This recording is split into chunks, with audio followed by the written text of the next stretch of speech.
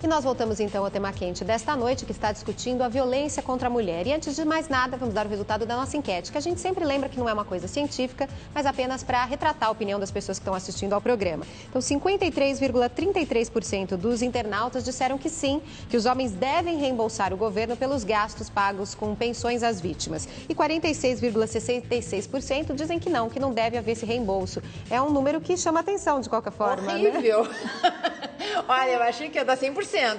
Acho que, quem sabe, alguns agressores que eram capazes de votar contrário, né? Mas, ao menos a mim, me surpreende, sabe? Ainda ter tanta gente achando que alguém, sabe, não tem que ser responsabilizado por aquilo que faz. Porque todo mundo que sofre algum tipo de dano sempre vai atrás de uma indenização.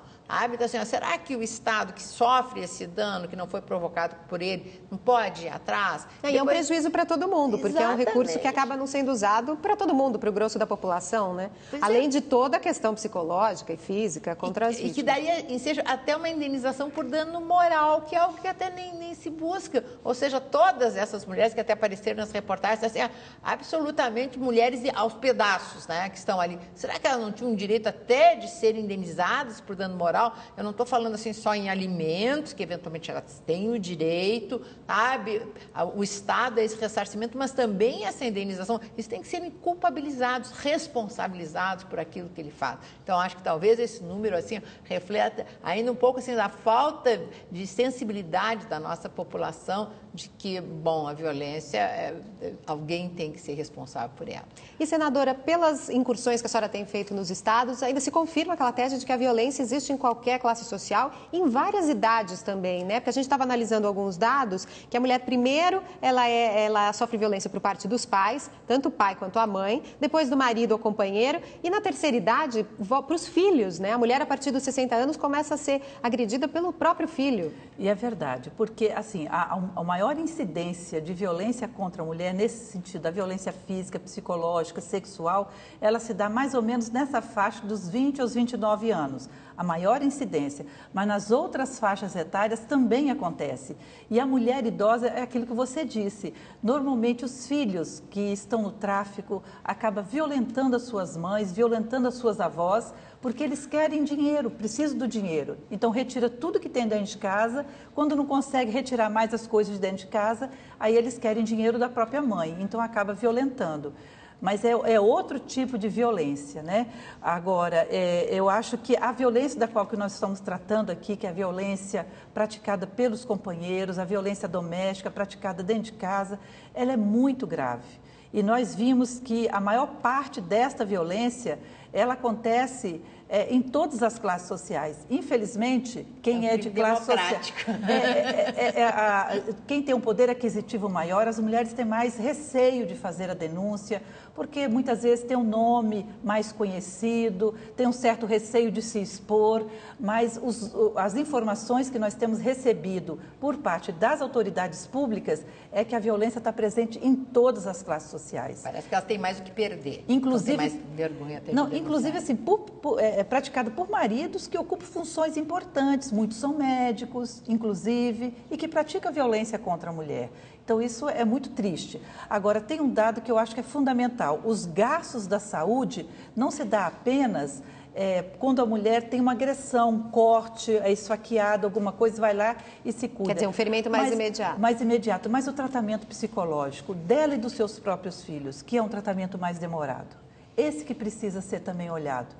Então, uma mulher que passa anos e anos sendo violentada pelo seu marido e que muitas vezes ela se obriga a permanecer morando com ele, porque ela tem filhos pequenos e ela se preocupa com os seus filhos. E às vezes não tem condições financeiras também de se manter as crianças, né? Justamente, ela acaba tendo que conviver com ele. Então, isso é muito grave. Agora, a emancipação econômica das mulheres, que também é uma política pública que o governo federal tem buscado implementar, no sentido de que as mulheres realmente têm a sua renda própria. Então, é capacitar essas mulheres, preparar essas mulheres para o mercado de trabalho, para que elas possam realmente ter a sua própria renda e ter como sustentar os seus filhos e não ter que ficar dependente dos seus maridos economicamente. Mas enquanto isso não acontece, precisa haver uma rede de amparo, para que as mulheres que não são independentes ainda possam se socorrer, né? Possam criar. Mas é que o índice é complicado, né? Porque assim, 64% da estatística que se tem das mulheres que são vítimas de violência doméstica, ao menos dessas que levam ao tipo de denúncia, elas não dependem economicamente do seu agressor. Mas a dependência, às vezes, ela é pior, ela é mais perversa, é uma dependência psicológica. Ou seja, elas não conseguem sair daquele espaço de dependência, elas têm vergonha de dizer para a família do que está acontecendo. Como eu sempre digo assim, ninguém precisa ter vergonha de ser vítima, não. Quem agride, quem tinha que ter vergonha é quem agride. Mas existe esse certo pudor, sabe, de dizer e denunciar, e a família não aceitar, ou dizer, bem feito, eu te disse para não casar com ele, não viver com ele, enfim, né? E perante os filhos também, então, essa busca dessa mantença desse status, dessa ideia ainda assim um pouco meio sacralizada, de que a família precisa ser mantida a qualquer custo. A qualquer custo. Isso é um pouco que está mudando, né? Nós estamos com um novo conceito de família, um conceito mais aberto, sabe? Onde se valoriza mais o vínculo afetivo das relações, sabe? Que a família permaneça enquanto ela é uma estrutura de convívio saudável. E a lei traz esse conceito. A lei diz que família é uma relação íntima de afeto. Não, e claro, e todos esses dados que a gente citou aqui ainda são dados diante dos casos que são denunciados, né? Porque tem muitos casos que as mulheres não fazem as denúncias, escondem, como a senhora mesma falou, dependendo de classe social, da relação que ela tem com o marido e tudo mais, né? Acho que há uma deficiência muito grande ainda no país e nós já constatamos isso através das nossas audiências públicas, que é a sistematização dessas informações. Na verdade, os dados mais confiáveis são os dados da saúde, porque a mulher chega no serviço de saúde, ela registra, ela é atendida, então aquilo tudo ali é registrado. Mas, no geral, essas informações, elas não existem algo que comunique isso, né? Eu estou vendo a doutora Berenice aqui que não está concordando. O que é? Rapidamente, doutora, porque infelizmente está acabando. Muitas vezes ela não diz que ela está lá para ser atendida e que foi vítima de violência. Ela diz que caiu da escada, ela diz que, sabe, que levou um tombo. Também tem enfim, isso, é verdade. Tem isso, então o dado, de fato, mas não o que eu quero enfatizar... Dados confiáveis, na verdade, a gente não tem, né?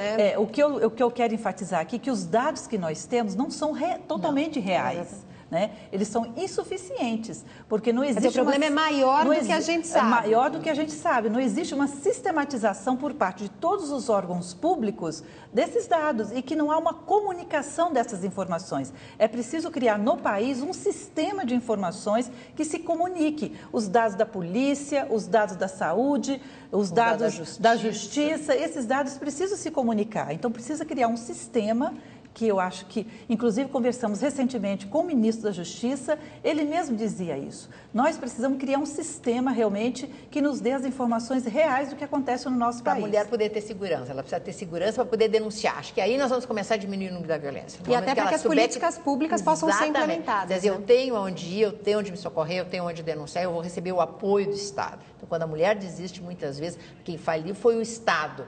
Falhou, não foi ela, né, que denunciou e tem que voltar porque não se sentiu amparada pela justiça. Perfeito, então. Queria agradecer muito a senhora, doutora, pela presença aqui, a senhora também, senadora. Muito obrigada. Muito obrigada pela presença no nosso programa. E o Tema Quente desta noite está chegando ao fim. Você acompanha mais notícias sobre o Brasil e o mundo daqui a pouco no Leitura Dinâmica. E nós voltamos na próxima quinta-feira. Boa noite e obrigada pela audiência.